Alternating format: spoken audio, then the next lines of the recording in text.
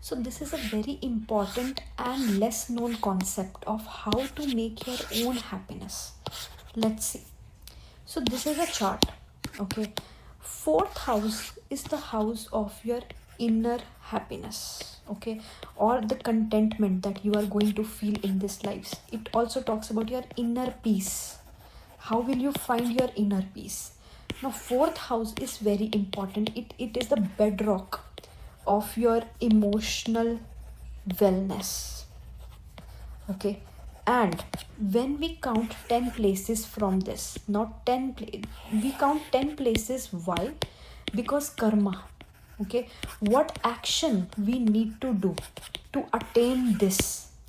Okay, so if we want to see what action is needed, what karma is needed to attain inner peace, then we need to count 10 places from this, and that will come out to be your first house.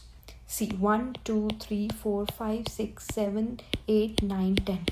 So first house is you. So your kundali is also telling that you make your own happiness. You make your own inner peace, because we count 10 places from 4, that comes to you. So you are the maker of your own happiness, your own inner peace. Now we need to check what is needed, what action is needed depending upon the planet and the zodiac that is there in the first house. So I have made certain points regarding each planet. Okay, so for example, if sun is in your first house, then what is needed to find your inner peace? That is, you need to make yourself as a brand. Okay, why? Because sun is the king, and sun wants to shine. Okay, king wants to rule. So you need to make yourself as a brand and you need to shine. Okay, you need to work on confidence, you need to work on your self expression and detachment from external validation. The more people pleasing you are, if you have sun in the first house, the less successful you will be, because you are not honoring the sun. Sun needs to be honored.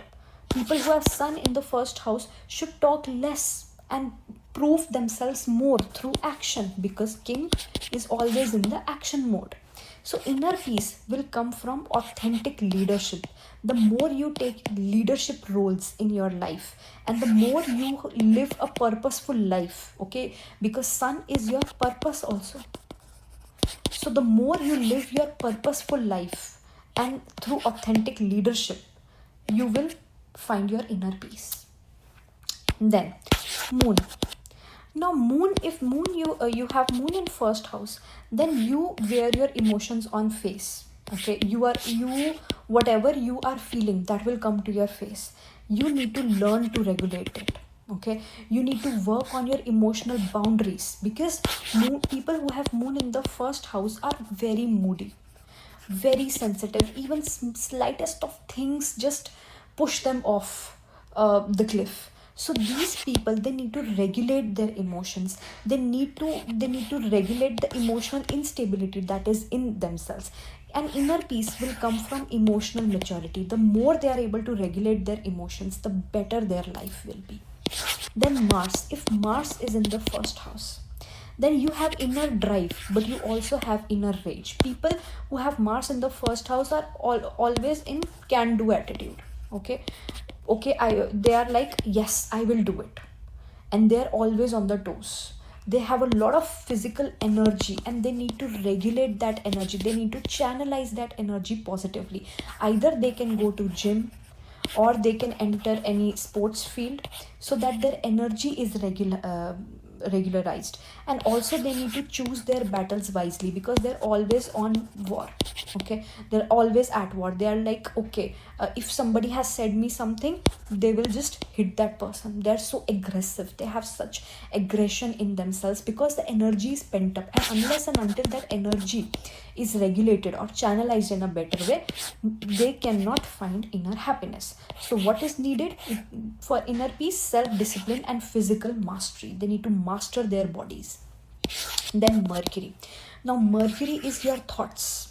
Okay, and people who have Mercury in the first house, their thoughts shape their reality, because they have so many thoughts. Their mind is always working and working, so their thoughts will always shape how they are feeling and their external world also.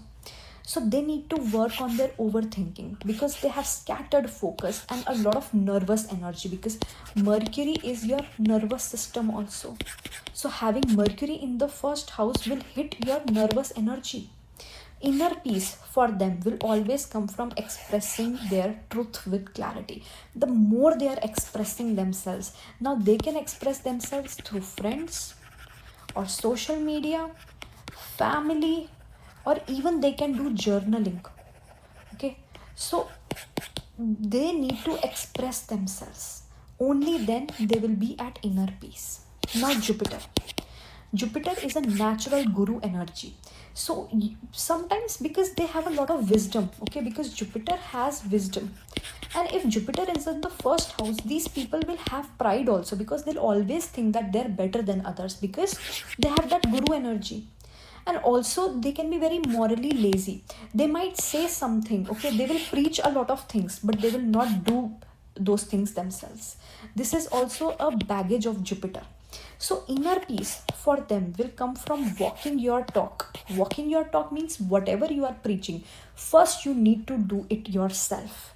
Only then you need to preach, and you need to align with your moral values.